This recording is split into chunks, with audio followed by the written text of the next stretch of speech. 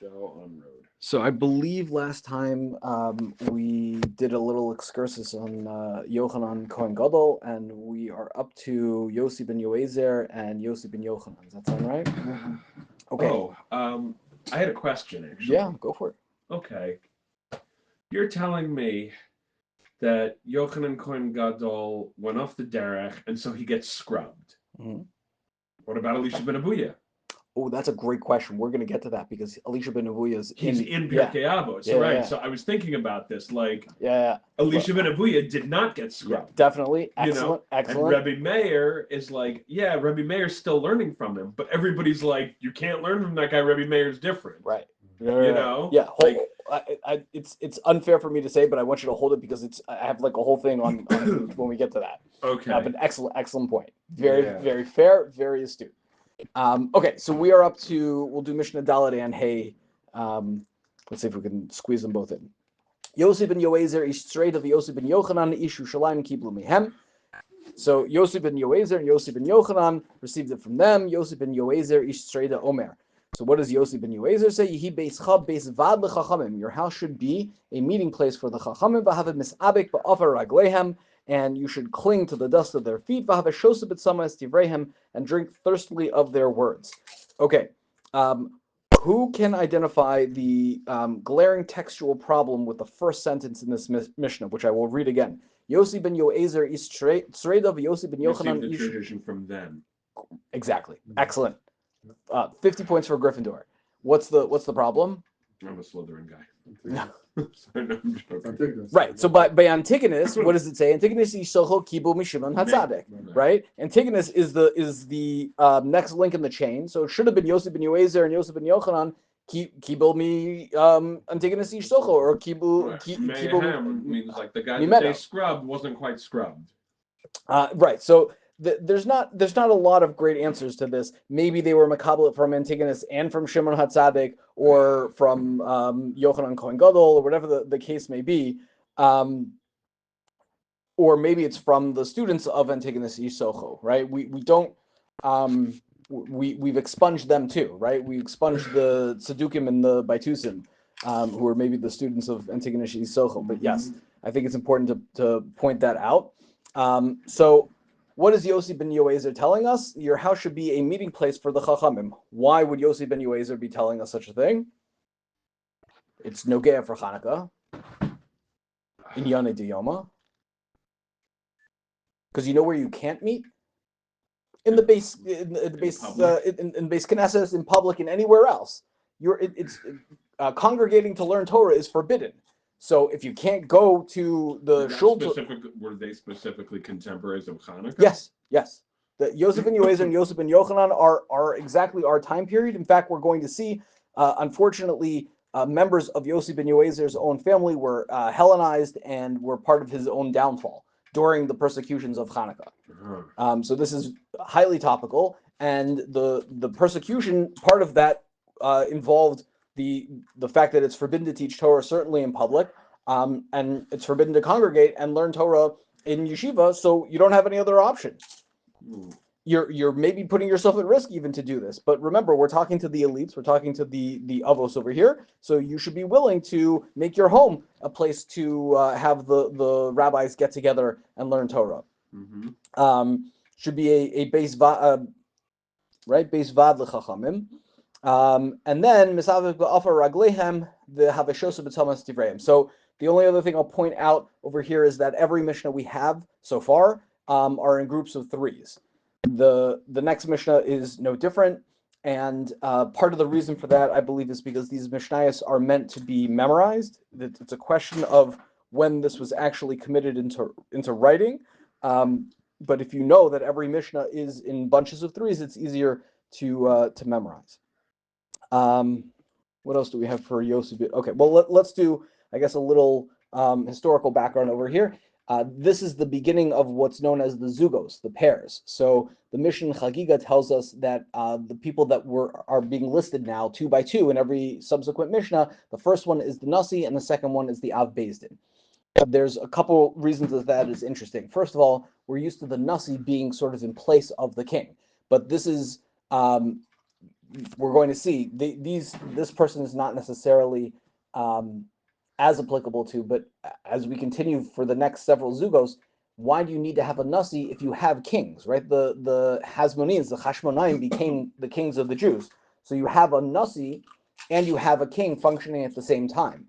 It must be that the nasi's position was a little more, was a little less political and maybe more head of the court as opposed to head of all the Jewish people. The reason that's important is because Yose ben Yoezer, who's the first in our Mishnah, so we assume he's the Nasi. He is also, the Mishnah tells us in Chagiga, from the Chasidei Kahuna. He is one of the most righteous of the Kohanim. We're going to see how that's applicable in terms of Tumah and Tahara and everything else. But the implication there is he's the Nasi, which should be from which family? Sorry? Yehuda, from Malchus Beis David, right? Well, Rebbe is an eventual descendant of that, but we would assume that the Nasi is a descendant of David HaMelech. That's part of getting that title. The Nasi sort of in place of Malchus Beis David, but he's a Kohen, so he's definitely not from, at least not from the male side of the line of David HaMelech. So it seems that it must be at some point later than at least this first pair, where it moved from the Nasi being a strictly court-related position and applicable to anybody to being a more of a leadership position, and then it could only be from Malchus Beis David. So timing-wise, we're dealing with people who will probably be called Pharisees. They're contemporaries of the Maccabees. I guess this is just sort of interesting to me. There's a Yoezer is an uncommon name, but it is mentioned one other time in the Mishnah and Chala, Parak Beis, Mishnah Yud Beis. I don't believe it could be the same Yoezer because it's talking about Yoezer being a student of Shammai, and Shammai comes later than Yose ben Yoezer, but it is mentioned one other time. Named Yoezer these days? I don't think so. I haven't heard it. No. There's a bunch of biblical names that are like more common in Israel now. Yeah. Well, this isn't biblical. This is rabbinic, but it's still unusual. Okay, so we'll cover two quick stories that the Gemara mentions about Yose ben Yoezer and his ne'er-do-well family. The first is in Baba Basra 133b. Tashma, the Yose ben Yoezer hayelo ben shelo haya nohe kashura.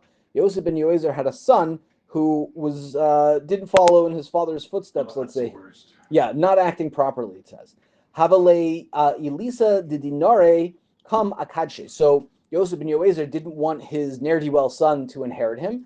So he has a whole jug full of coins. That's his piggy bank that's going to be the Yerusha for his kid. And he's like, forget this. I don't want it to go to my kid. I'm going to be makdish to the Beis HaMikdash. Okay, so now he can't get it. Also, Nesiv Bas Gadel Kalile Diane Malka. So the son went and married the daughter of the guy who makes like the crowns for the king. Olida de bisu zabenle benise. So he gave his when his wife gave birth, he got her what they call a push present. This is a fish. Kara, so they tear open the fish to prepare it. Ashkach be margalisa. He finds a pearl in it. This might remind you of the story of Yosef Mokir Shabbos. It is not the exact same story, but it is certainly in line with that story. Amra Le, she says to him, Lo tamtayoy lamalka. Don't bring this to sell to the king. I mean, they find this very precious stone, and they want to pawn it so they can have some money. Now, something that's this valuable, you can't take to your local pawn shop. They don't have collateral that they can pay you, $10 million for this thing. So the natural inclination is go sell it to the king. The king's always in the market for precious stones, but you're not going to get a good price, she says. Lo tamte lamalka deshakli leiminach b'demei kalile. They're going to give you a cheap price for this thing because they know they can take advantage of you. You don't have too many other options. Zil amtayla gabe gizbore. Instead, go sell it to the gizbor, to the Beis HaMikdash, to the person in charge of the finances of the Beis HaMikdash. V'lo tishamya but make sure when you go to the gizbor, don't tell him what you think it's valued at. Let him tell you the value. Why? Because when you when it comes to the Beis Hamikdash, giving them something verbally is as if you've already made the transfer. So there might be an implication here that in you setting the price, you've now said I'm giving this much value to the Beis Hamikdash. L'shanyua inhu. Let them give you the value of the thing, and then you can decide if you want to do it or not. So the Beis Hamikdash appraises this precious pearl for 13 of these jugs full of gold coins. If you remember, the father was makdish 1, right? Amrile sheva ika shisa leka. The Beis Hamikdash is like, look, we're kind of strapped. We've got 7, but 6 we're missing. So we can pay you 7 up front, and then we'll have an IOU for the other 6. Amar lahu, you know what? Sheva havuli, you give me the 7 jugs of gold coins. Shis harei mukdoshos l'shamayim, and the other 6, I'm makdish that to the Beis Hamikdash. You can keep it for yourself. Amdu v'kasvu. So here's what it says in the ledger of the Beis Hamikdash. Yose ben Yoezer hichnis achas. Yose ben Yoezer brought in 1 jug full of gold coins. Ubeno hichnis shisha, and his son 6.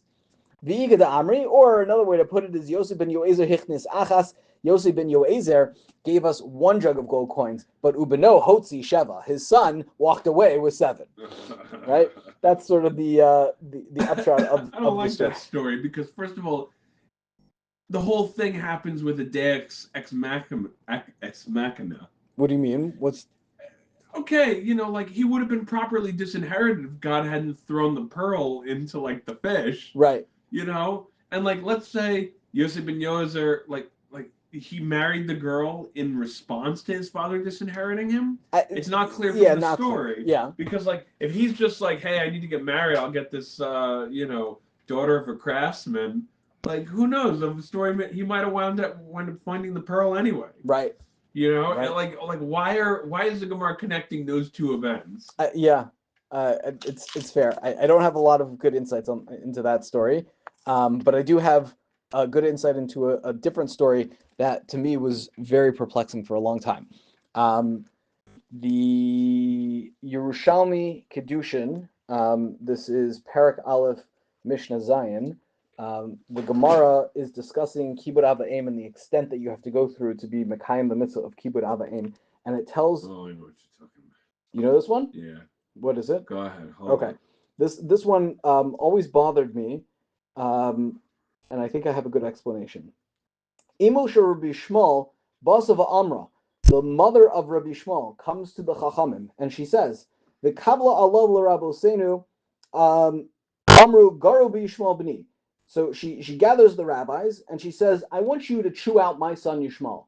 He is not she'enu nohag b'kavod. He is not treating me with honor and respect, and you are his compatriots. You have to do something about this."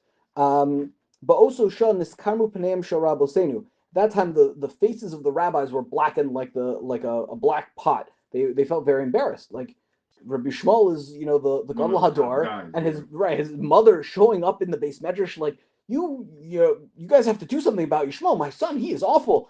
Amrin Efshar Leis Rabbi Shmuel no the Kavod Avosov. Like that's super weird. Amrullah, they said to her, Ma Avilech, what's he doing to you that is so not covetic? Like what?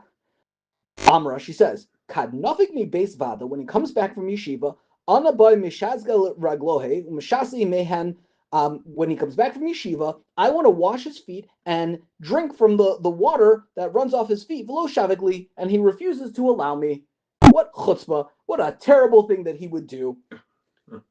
Amrin, they say, Ho'el v'hu ritzona, since that's what she wants, he kavoda, that's her kavod. They tell Rabbi Shmuel, like, look, you got to do it.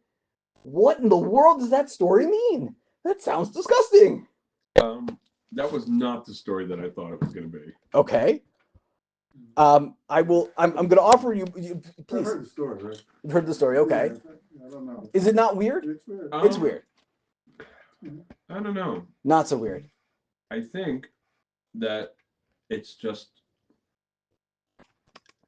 I mean, it has a very simple message that me with my slight bit of neurodivergence would not have gotten. And up until today, Yeah. which is basically like Do what people want. That's they get to pick their cover.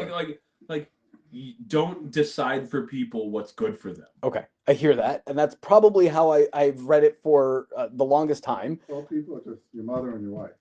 Okay. No, but well, Or at women least- in general, at least your parents. like, you know what? Like, don't try to figure it out like Right. what they want. Like, No, just don't do tell it me how you are. with a Your smile. Right. Okay, this is what you want to. Okay. Okay. So now I'm going to reread the Mishnah to you, and you can tell me if you like my pshat.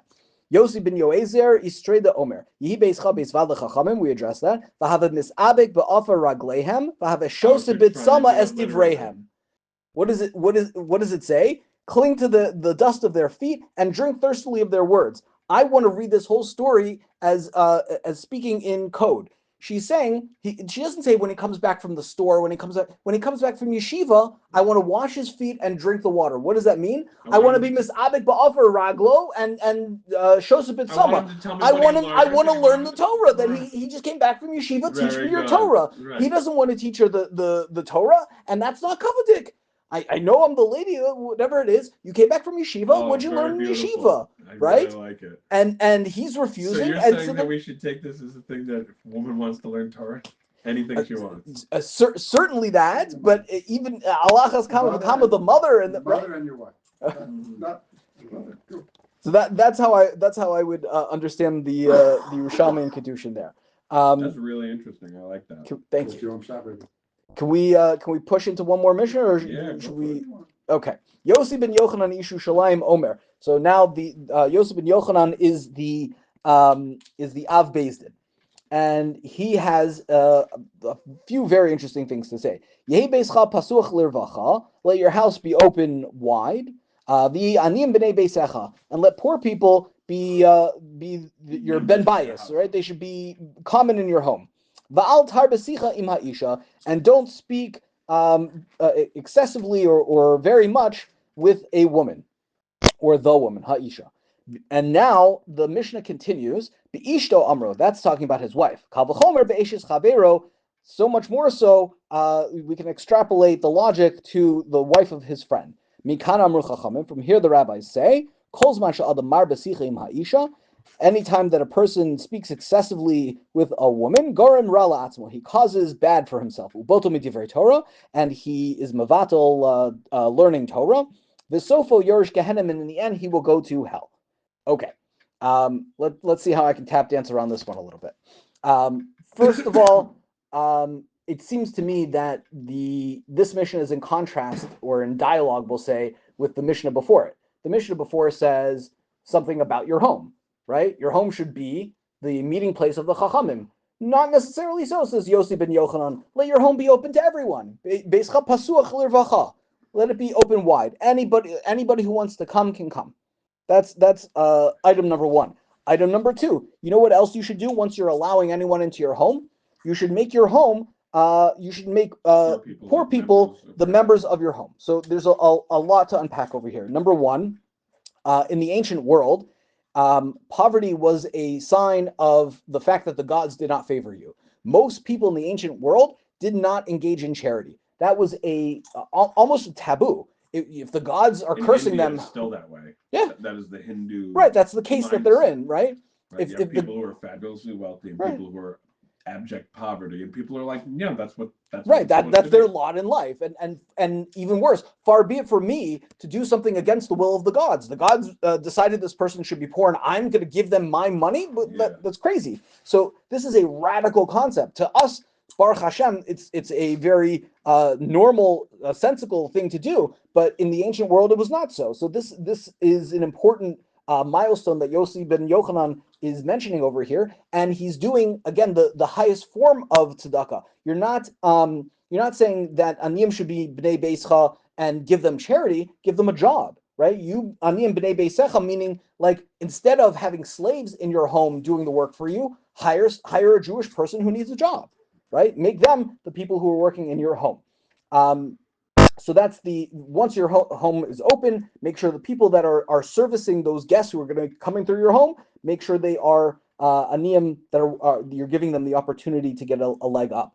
And then the third issue, is al tar b'sicha me'isha. So there's a lot of we'll say apologetics over here. The first one is tarba and sicha. Maybe sicha has some sort of like not necessarily lewd language, but it can lead to lewd language. Or maybe if you have these poor people working in your home, and some of them are women, so now there's a power imbalance, and it can lead to all kinds of things. I'm going to, what I normally don't do is deal with textual variants, but in this situation, I'm going to make an exception. So there are a number of Oxford annotated Mishnah. The Oxford annotated Mishnah. Since when does Oxford have anything to do with Yiddishkeit? Yeah, right. So I thought they have Jews college for that in Britain. Right. Right. So the Kaufman and Parva manuscripts are among the oldest and best manuscripts we have of the Mishnah, and they add one word over here, al tar b'sicha im ha'isha. So where is it? With the woman? No. Al tar b'sicha im ha'isha nida. Oh. Right. That is. I'm just looking over here in the notes. Yeah. When she is a nida. That narrows the scope of that so much.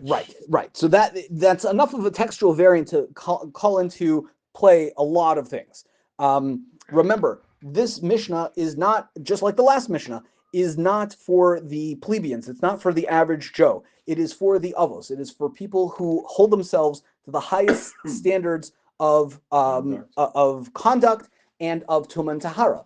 So we're not used to that. We don't deal with Tumah Tahara in our everyday lives, but back in the times where people were very careful about those things, when a woman was a nida, there was an extra level of caution in interacting, because spittle from someone can cause you to be tameh and to not be able to eat altaras hakodesh. Like there's a lot that is halachically applicable when you're actually keeping the laws of Tumah and Tahara. And when you have the woman in a state of nida, it's important to be cognizant of that. So that, I think, changes some of the approach to this Mishnah. The other things I want to point out are the Mishnah ends with al tar b'sicha im ha'isha. Right? We said before, everything comes in groups of threes. Everything after that statement, I believe, is not the Mishnah. It's not the statement of Yose ben Yohanan. It's rather the author of the Mishnah adding to it. So when we say be'ishto amru kavachomer be'eshis chavero, that's not Yose ben Yohanan. That's the author of the Mishnah inserting additional information. Mikan amru chachamim. That's not Yose ben Yohanan saying, from here the chachamim say. Right? That's the author of the Mishnah saying, I'm going to tell you some additional information about Kol Zman Shah, the Mar B'sicha, etc., etc. So I think that also comes into play. So we pointed out there's a different girsa, that this is applicable to a specific group of people in a specific place and time, and the additional statements are not necessarily part of the original memra, the original statement from Yose ben Yohanan. Now, the third thing I will point out is this is not normative halacha, meaning. I didn't even give you the last story about Yose ben Yohanan. I'm sorry, Yose ben Yoezer. I told you his family. Okay, you know what? Let's finish this Mishnah and then we'll go back. I apologize. I'm all over the place tonight. So there is a story in the Gemara in Eruvin 53a with Bruya, and whenever you see Bruya in the Gemara, Bruya is essentially an instantiation of rebuke. Every story that Bruya is involved in, she's correcting somebody else. She's either giving them direct rebuke or she represents rebuke. Which way to prove that he's a fool? You should have just asked. Okay, great. So let's one word question. So let's get to that Gemara, and I'm going to use that Gemara to prove to you that the Mishnah is not talking about is not normative halacha. This is Eruvin 53a. Rabbi Yossi Haglili Havaka Azo Be'urcha. Rabbi Yossi Haglili is traveling on the road. Ashkacha Leburia, he bumps into Buria. Amar Allah, he says to her, Be'ezo derech nelech lelud. 4 words. Be'ezo, in which way, derech, the path, nelech, should we go to Lud? Okay? 4 words. Amra le, Galili shota, you foolish Galilean. Lo kach amru chachamim, Didn't the rabbis teach us al tarbasicha im ha'isha? You're not supposed to speak so much with a woman. Hayelach lomer. You could have said this whole thing in 2 words. Be'eza lalud, right? You added 2 additional words, and that indicates that you are a fool. You were speaking too much with a woman. First of all, it seems pretty clear from the context of the Mishnah that the al tarbasicha im ha'isha is in a situation where it can lead to hanky-panky. Meaning, we're not saying you can never speak to women. V'haraya, we don't go after like Boaz for talking to Rus, or the point is al tarbasicha misha because it's going to be gorim ra, and bad things are going to come of that. Bad things are not going to come of that on the middle of the road on the way to Lud, right? So it's first of all, I don't think it's a very strong interpretation of the Mishnah. But second of all, what did Bruria do? She spoke excessively with him, right? Just answer his question. You have to. If the point is to not have an excessive interaction with women, right? Well, then just answer his question. Sham. Right. Exactly. One word. One word. Sham. Right. Or she could have just pointed. So no words. Right. I think that again we mentioned this I think at the outset. The Mishnayos in Avos are not halacha. And no one is going to be taken to task for violating al tarbasicha meisha. In any case, it's good advice, especially for someone who's holding by the level of being one of the avos, to be careful, especially if it's you're being cautious about tum and tahara, etc. But it's not something where Rabbi Yose Aglili necessarily violated halacha in any meaningful way. The Medrash Shmuel points out that when we got to Shimon HaTzadik, so he said that the world stands on 3 things. Do you remember what those were? Okay, so the subsequent 3 Mishnayos that we've just cover those 3 topics. Torah was Yose ben Yoezer, right? Avoda was Antigonus ish sochol altiu avodim k'mishamshim sarav almanas lekabel pras, and now we're talking about Gemilas Chasadim with Aniyim b'nei Beischa. Just for the sake of completion, Kal V'chomer in a Mishnah is actually pretty rare. In all of Mishnayos, I think it's more than 20, but less than 30 times do we even find the concept of Kal V'chomer in the Mishnayos. Okay, so just to wrap things up, I know I went a little overboard on the Mishnayos, but I want to read you the tragic end of Yose ben Yoezer because it happened during the period that we're celebrating right now of the Galus Yavan and the Maccabeim. The story is in Bereshis Rabbah 65:22. He has a nephew, a Hellenist nephew. The Greek name is Alchemist. In the Medrash, it's Vayakum ish Tzroros Haya ben Achoso Shar Yosi ben Yoezer ish Tzereda. So Yakum, Alchemist, is actually the executioner of Yose ben Yoezer. So Yose ben Yoezer.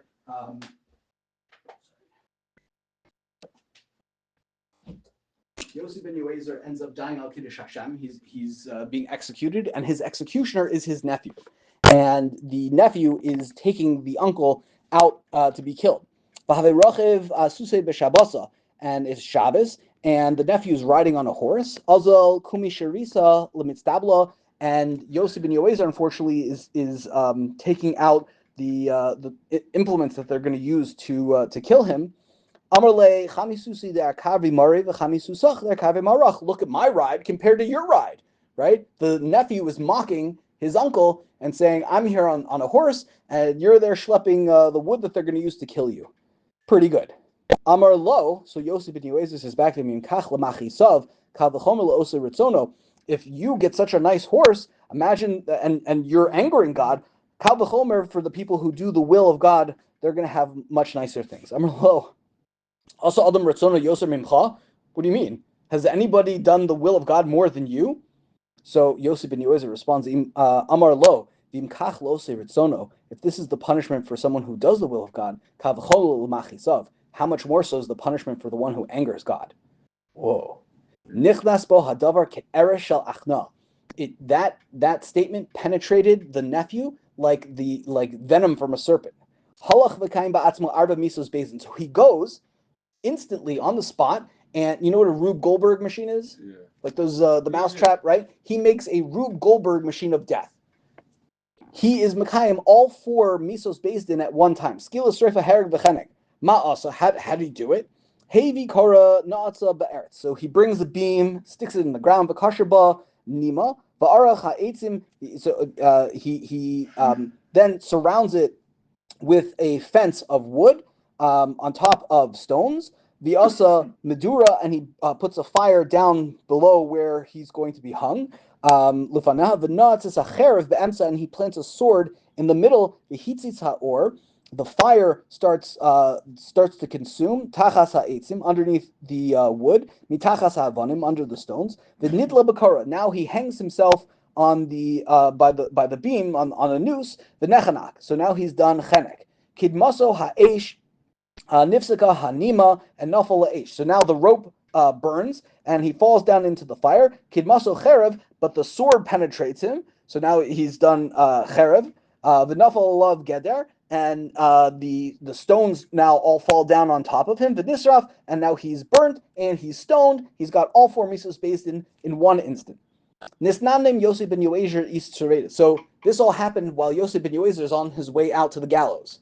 So Yose ben Yoezer sees what took place, and V'ra mitaso parcha ba'aver, and he sees his nephew's bed heading up to heaven, meaning he achieved a kapara. Amar b'shak kala kidmuni zel gan Eden. Just by an instant, he beat me into Gan Eden. That's the and unfortunately, it seems that after that, Yose ben Yoezer was in fact martyred. What I want to know is, why didn't the nephew just do tshuva? Well, that was his tshuva. Yeah, No, why does he have to kill him? Why can't he just be like, okay, I'm gonna keep Shabbos? There's no coming back. He's his uncle. He's putting his uncle to death. Who knows what other I don't know. It seems like he didn't think he could come back from it. But the question is definitely better than the answer. You had something else you wanted to share? No, I just think along the same lines. We asked this question. Yeah, just do teshuva. This is not normative. It's Right. not a normative form of tshuva. No, it's definitely not. That's the level. It's definitely not. This is like Lozer ben Tordaya and some of these other people who die, right. They're so far gone that they don't anticipate any way back, and that is the story. So we'll stop here.